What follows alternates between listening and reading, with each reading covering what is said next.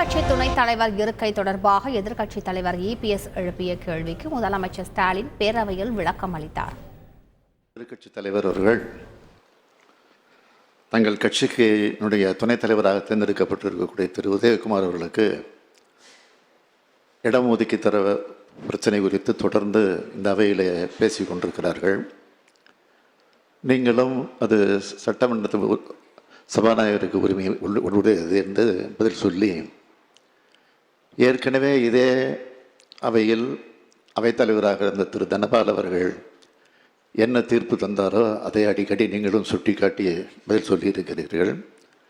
இருந்தாலும் நான் கேட்டுக்கொள்ள விரும்புவது நம்முடைய சபாநாயகர் அவர்களை எதிர்க்கட்சி தலைவர்கள் எடுத்து வைத்திருக்கக்கூடிய கோரிக்கையை மறுபரிசீலனை செய்து அதற்கு ஆவணம் செய்யுமாறு தங்களிடம் நான் உரிமையோடு கேட்டுக்கொள்கிறேன். செய்திகளை உடனுக்குடன் தெரிந்து கொள்ள உடனே சப்ஸ்கிரைப் பண்ணுங்க.